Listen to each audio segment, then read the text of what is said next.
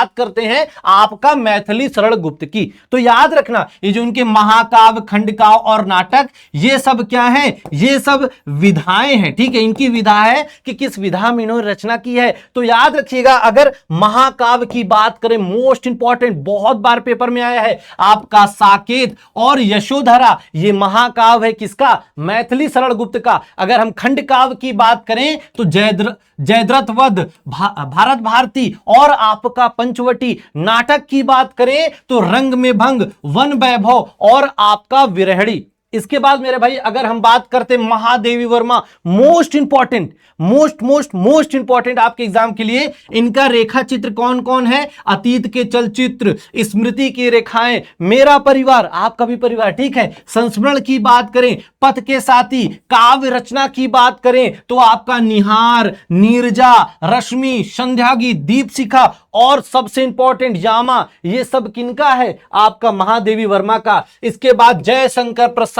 भैया, बहुत इंपॉर्टेंट। अगर इनके नाटक की बात करें तो चंद्रगुप्त, स्कंदगुप्त, आजाद शत्रु, ध्रुव सौमनी, एक घूट और मेरे भाई आपका सज्जन। कहानी संग्रह की बात करें तो इंद्रजाल, आकाशदीप। इसके बाद काव्य संग्रह की बात करें तो कामायनी, याद रखना कामायनी महाकाव्य है। और झरना, लहर और आपका आंसू उपन्यास बहुत इंपॉर्टेंट है, मोस्ट इंपॉर्टेंट, पेपर में आता ही आता है।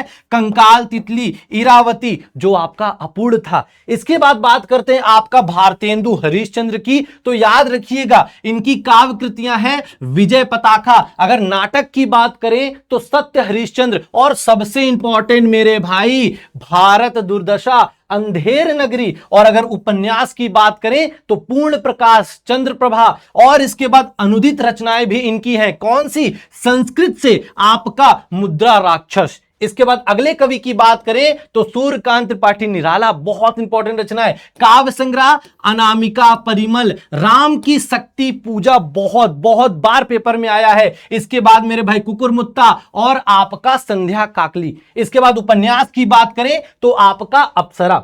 अगर आगे आ जाते हरिवंश राय बच्चन की मेरे भाई आत्मकथा, बहुत पेपर में आती, बहुत बार आई है, तो ध्यान दीजिएगा। सबसे पहले मधुशाला, निशा निमंत्रण, मधुबाला और मधु कलश, ये आपका हरिवंश राय बच्चन की रचनाएं हैं। लेकिन आपको सबसे ज्यादा फोकस करना है क्या, आपका आत्मकथा पर। 4 भागों में इन्होंने आत्मकथा लिखी है। एक है क्या भूलूं क्या याद करूं, दूसरा है नीण का निर्माण फिर, तीसरा है बसेरे से दूर और चौथा है आपका 10 द्वार से सोपान तक। ये 4 खंड, चारों आपके पेपर में अलग अलग तरीके से पूछे जाते हैं।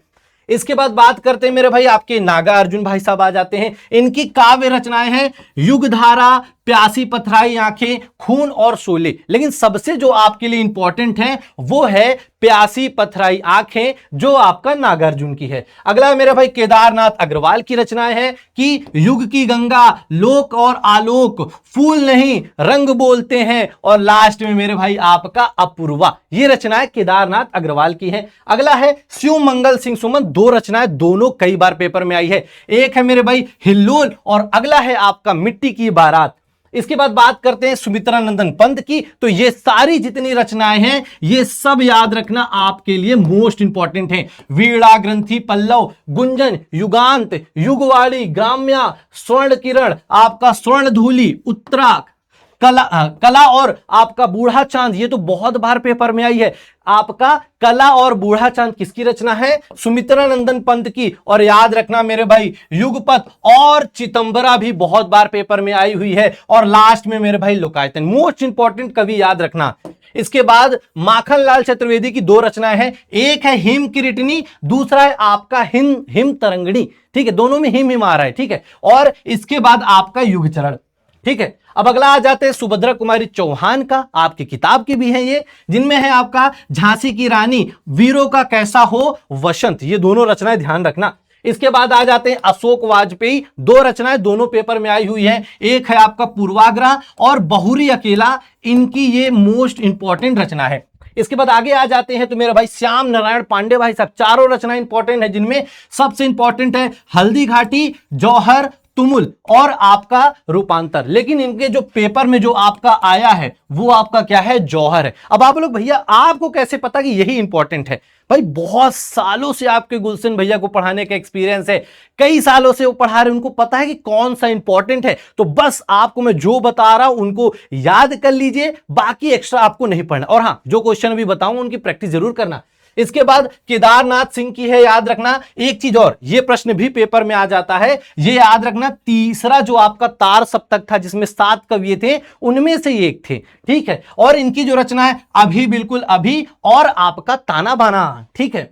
अगला है, अब कुछ क्वेश्चन है भाई, इसकी प्रैक्टिस आपको कमेंट में आंसर बताना है कि जो ध्रुव स्वामिनी है इसके लेखक कौन है? धर्मवीर भारती, जयशंकर प्रसाद अज्ञे, या फिर मेरे भाई आपका ईलाचंद्र जोशी। अगला है आपका, भारत दुर्दशा के रचयिता कौन है? क्या भारतेंदु हरिश्चंद्र, महावीर प्रसाद द्विवेदी, यशपाल या जैनेन्द्र? कमेंट करके सबको आंसर देना है। इसके बाद आपका आ जाता है, प्यासी पथराई आंखें के रचयिता है, क्या नागार्जुन है, महावीर प्रसाद द्विवेदी है, यशपाल है, या फिर जैनेन्द्र? आगे आ जाते हैं, जौहर के रचयिता कौन है? श्याम नारायण पांडे हैं, डॉक्टर राजेंद्र प्रसाद, यशपाल या फिर जैनेन्द्र? अगला है, बहुरी अकेला के रचयिता कौन है? 4 लेखक हैं, अशोक वाजपेयी, डॉक्टर राजेंद्र प्रसाद, यशपाल या फिर जैनेन्द्र?